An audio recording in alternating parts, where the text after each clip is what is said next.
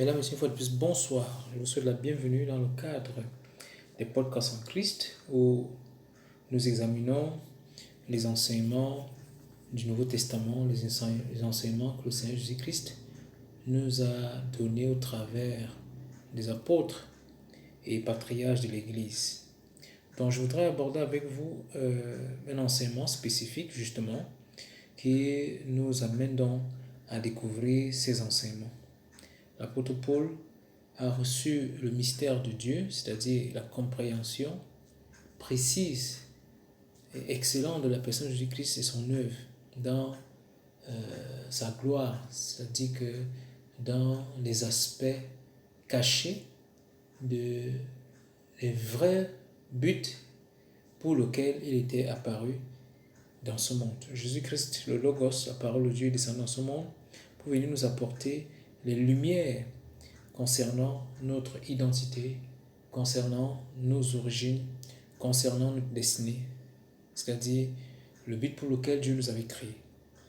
Et tout au long donc du système de théologie de l'apôtre Paul, qui est donc, comment on dit, le corpus de tout l'évangile, c'est-à-dire que le corpus paulien, c'est l'ensemble de tout l'évangile, contenant les 14 épîtres. Et nous découvrons, mesdames, messieurs, que dans cet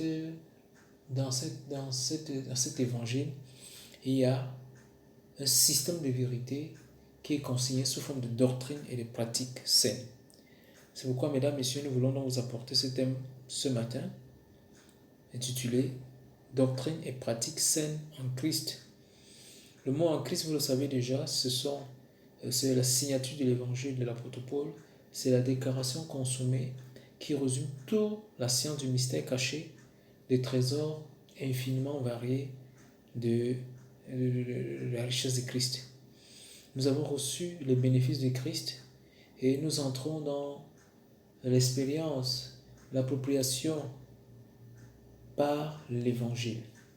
Donc je voudrais donc, permettez la théologie, commencer avec vous ce thème, doctrine et pratique saine en Christ.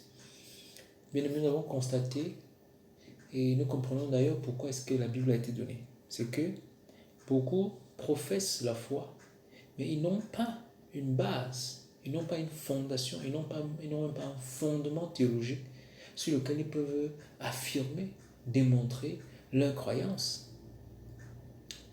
Et Paul appelle ça la vaine foi. C'est pour cette raison que l'apôtre Paul, lorsqu'il élabore son système de vérité, lorsqu'il nous présente la vérité qui lui a été confiée, il écrit dans 1 Corinthiens 15 que si vous ne répétez pas l'évangile dans les thèmes que je vous ai annoncés, autrement dit, vous aurez cru en vain. Donc ça veut dire que une foi qui est exprimée sans doctrine et sans les pratiques correspondantes à cet enseignement, c'est une vaine foi. Donc nous constatons que la seule manière d'approuver notre foi, de transmettre notre foi, de la défendre, c'est d'avoir, n'est-ce pas, une doctrine écrite, c'est d'avoir le canon écrit. Et la Bible est le canon tout entier de la vérité universelle qui doit être crue, qui doit être prêchée et qui doit être défendue. Mais nous voyons que cette vérité, n'est-ce pas, ce canon, repose sur ce qu'on appelle la doctrine saine. Donc le canon est la règle, la base, le paradigme sur lequel nous nous tenons pour définir une notion, un concept, ou alors pour donner un enseignement du Nouveau Testament. Donc, la doctrine est importante. Et chaque doctrine nous permet de définir nos réelles convictions. Pas la doctrine, c'est-à-dire que le système d'enseignement systématique, systématisé, écrit, nous pouvons présenter avec diligence notre système de croyance et nos convictions. Et les pratiques également sont données pour reconforter ces doctrines. C'est-à-dire que la doctrine peut être comme la théorie et les pratiques sont comme les exercices, sont comme les démonstrations de ces réalités que nous professons, que nous croyons ou que nous présentons au monde. Donc dans cette série classique, nous examinons le thème dans la théologie de Paul intitulé La doctrine et les impératifs de la foi en Christ. En effet, dans le système de théologie de Paul, il y a une science précise et une méthode qui se démarquent des autres styles de communication de ses confrères. Il s'agit de la doctrine et les pratiques ou exercices spirituels de foi. C'est ce qui constitue le focus dans ces 5 communications en Christ dans lesquelles je vous apporte plus de détails afin de vous transmettre la sagesse spirituelle et pratiques contenues ou plutôt cachées dans les épîtres de la grâce en Christ selon l'évangile de Saint Paul, Pierre, Jean et Jacques. Oui, mesdames, messieurs, il est une autorité publique que les apôtres avaient toujours cette manière qui était propre à eux de présenter la doctrine et les pratiques et les traditions qui leur avaient été données ou qu'ils avaient adoptées pour, n'est-ce pas, réguler la vie de l'Église, la vie spirituelle des saints en Christ depuis les âges. Donc lorsque vous lisez la Bible, c'est fort, c'est clair que nous avons d'un côté les doctrines, nous avons d'un côté les impératifs. Et nous disons donc que la doctrine contient les impératifs, concerne les pratiques, au niveau de la doctrine, l'enseignement nous indique ce que nous devons croire. Donc les faits, les indicateurs, et les impératifs sont l'aspect pratique de ce que nous croyons. Dans cette série, nous allons comprendre la notion de doctrine et les impératifs. Qu'est-ce que la sainte doctrine en Christ? Commençons par là. Le mot doctrine veut tout simplement dire enseignement. Donc, une doctrine, c'est un enseignement. Mais dans le contexte du Nouveau Testament, on parle d'enseignement saint. Et il est utile dans le contexte des Écritures pour catégoriser le système. Il est utilisé dans le contexte des Écritures du Nouveau Testament pour catégoriser le système des vérités de la théologie de l'Église de Dieu qui a été transmis des pères de la foi chrétienne depuis les générations. L'adjectif saint renvoie à la nature de la qualité des enseignements qui sont crus, qui doivent être crus et qui doivent être pratiqués et défendus par les saints de l'Église de Jésus-Christ, tels que transmis par les saints apôtres et prophètes de Jésus-Christ depuis le 1er siècle après Jésus-Christ, lorsque l'Évangile a commencé à être prêché. Donc, nous voyons donc que le Nouveau Testament est construit tout autour de cette méthodologie, c'est-à-dire que de cette formule, la doctrine et la pratique saine en Christ que l'Église doit pratiquer. Quand je parle d'Église, ce n'est pas l'ensemble des croyants. En effet, dans le système de théologie de Paul, il y a une science précise et une méthode qui se démarque, comme vous l'avez vu, de tous les autres apôtres. C'est-à-dire que l'apôtre Paul est la première personne qui a amené les enseignements systématiques, c'est-à-dire qu'il présente la doctrine et présente les pratiques. À la suite de l'apôtre Paul, les autres apôtres, Pierre et Jean-Jacques, ont suivi le même principe. C'est pourquoi vous regarderez que dans les épîtres de Jacques, par exemple, Jacques donne beaucoup plus d'aspects pratiques. C'est l'une des épîtres même qui nous permet de comprendre donc cette vérité classique de la méthodologie de l'énoncé des épîtres ou alors de l'évangile. Il y a la doctrine, les faits, d'accord, vérifiables. Maintenant, les pratiques constituent donc l'aspect, exhortation, l'aspect obéissance, l'aspect exercice pour démontrer que ce que nous disons, croyons est la vérité. Donc, nous allons donc comprendre en premier la notion de doctrine et impératif, les notions de doctrine et impératif. Qu'est-ce que la sainte doctrine en Christ? Nous avons dit que c'est un enseignement. Donc, les enseignements que Jésus-Christ nous a donnés constituent donc la vérité du système théologique de l'apôtre Paul. Donc, ces enseignements sont, entre autres, la doctrine qui doit être crue. Et je dis que ces enseignements sont saints parce qu'ils parlent de le loin de Dieu, le Saint, Christ Jésus, et de son œuvre. Les impératifs de la foi, c'est quoi? Nous disons que les impératifs renvoient aux pratiques et traditions acceptées par le canon de l'Église transmis par les saints et patriarches apôtres de Jésus-Christ aux églises des saints en Christ depuis les siècles. Les impératifs découlent et sont directement liés à la sainte doctrine de base. C'est-à-dire que les impératifs et la doctrine vont toujours ensemble. Et à chaque enseignement spécifique, il y a un ensemble de pratiques correspondantes qui affirment et démontrent la véracité de la doctrine ou les enseignements annoncés, prêchés, crus par l'ensemble des chrétiens. Notez bien, il n'existe qu'un seul corps de doctrine pour tout le corps de l'Église de Dieu en Jésus-Christ. Il n'y a pas plusieurs doctrines, il n'y a qu'un seul enseignement. Et ces enseignements, même les enseignements, les détails qu'on donne constituent, n'est-ce pas, les ramifications d'un seul enseignement.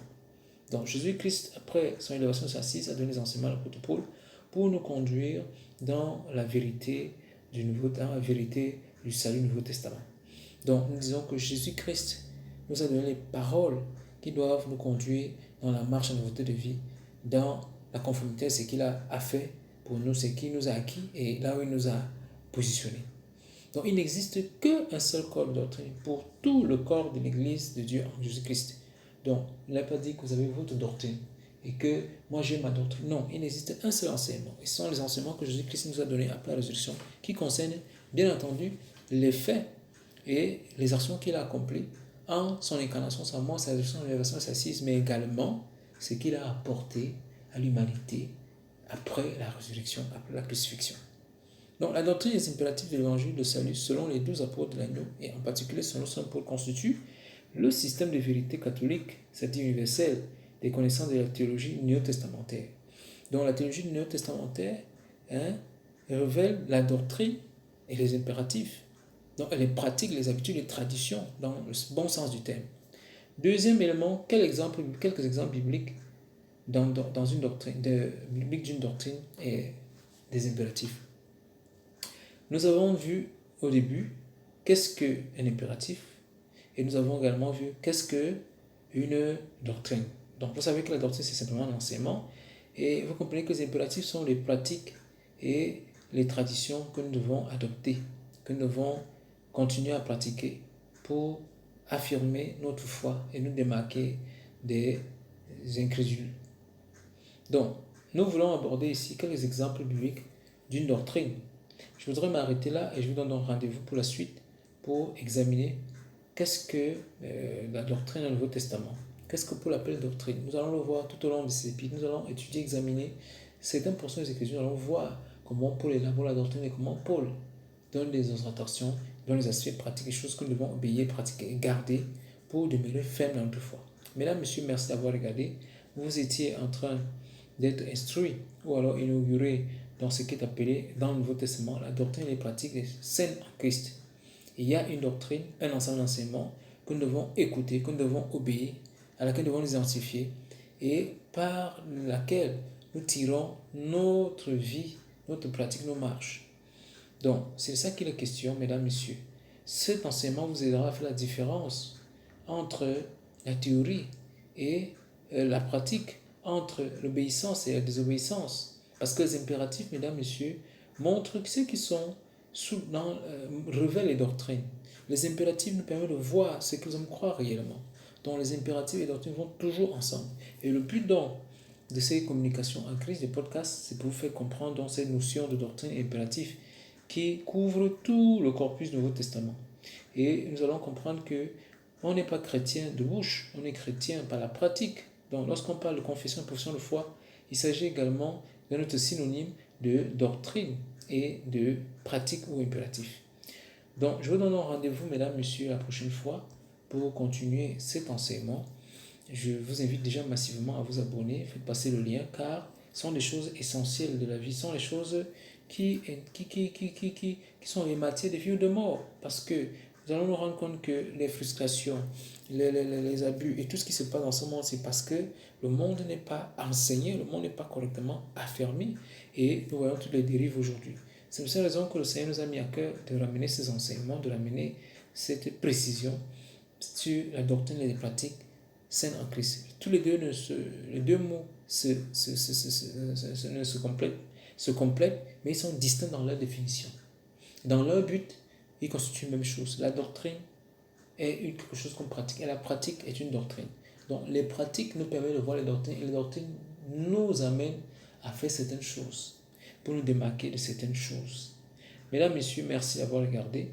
Je vous donne rendez-vous donc très prochainement pour continuer donc à aborder ce thème important sur la marche en nouveauté de vie. Et nous avons commencé donc à voir aujourd'hui que la marche en nouveauté de vie se fait dans la doctrine et les pratiques des saints en Christ. Merci et rendez-vous la prochaine fois.